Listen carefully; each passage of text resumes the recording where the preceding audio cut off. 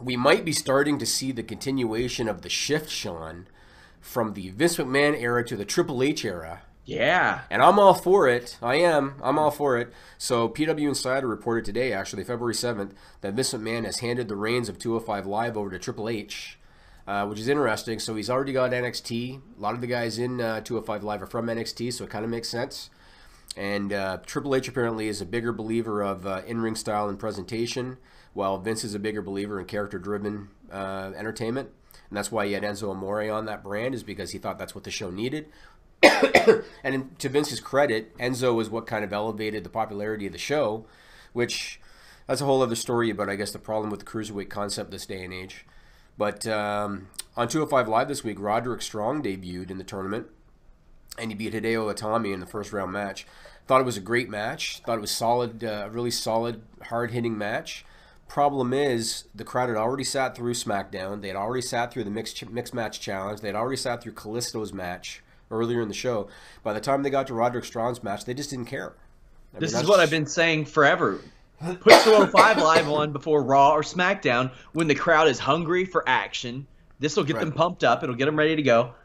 I would go a step further. Do you remember a couple of months ago when it looked like Kalisto had a black version of the Cruiserweight title? Yes. I would change that strap to black. That purple strap, like, it is just so, to me, it's so tied to Enzo Amore and his crap, and it's tied to TJP's failed push. Like, they had just a guy on there dabbing. Are you okay, Walter White? I've been sick. And when I got a tickle in my throat now, right in the middle of this show, I might actually have to ask Nigel to get me some water here in a minute. Hit the mute button. How do you do that?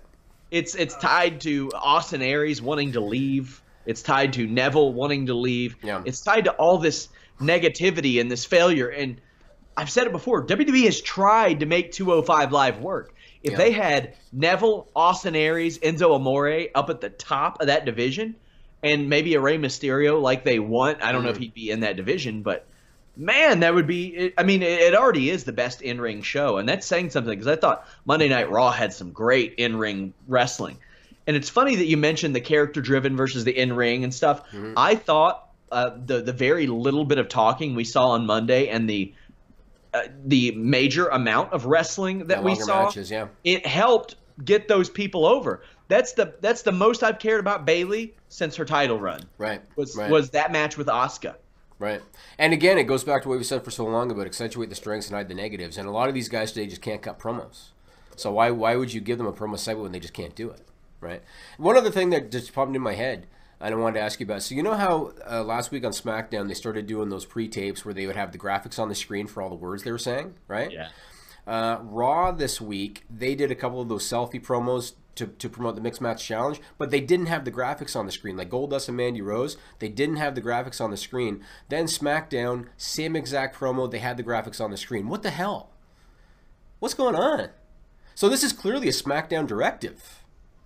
There's a lot of weird SmackDown directives. There's a lot of weird directives on each individual show. Like, that's got to be SmackDown directive.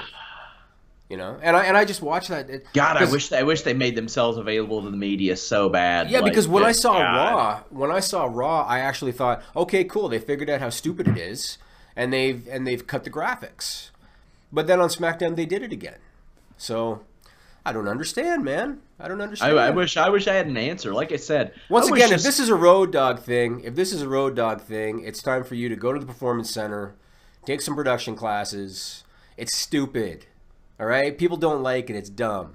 WWE, start doing some media pressers once a month. Just once a month. Let the media just talk to you, address some things, get some stuff out there. Yeah, that wouldn't go over well. It wouldn't. One other thing about the Cruiserweight thing that I wanted to bring up to get your thoughts on. So, do you think that one of the problems with and I feel like we've talked about this before, but do you think one of the problems, aside from the fact that they treated it like a sideshow act, they gave it purple ropes, they basically made it a tarnished brand early on because of some of the decisions they made. Do you think another issue is that there are too many guys on the main roster that are not part of the Cruiserweight division that wrestle the exact same style? I don't think that helps, especially when they're under 205 pounds. Right. Like a Finn Balor and Xavier even Woods. Seth Rollins. Seth Rollins wrestles like that. Yeah, Xavier Woods, I think, is at the 205 limit as well. Right. So it's a little odd. Yeah. because I saw the Roderick Strong match because I heard he was going to be on, and I just wanted to kind of check it out.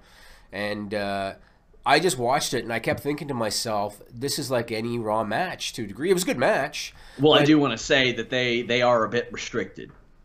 Because if that match had happened in PWG, there'd be a lot of different stuff in that match. I understand that. I get that. But I'm just saying, from a presentation standpoint, it's no different than what you see on Raw most weeks. And I think how does that help the cruiserweights when they are working under that notion?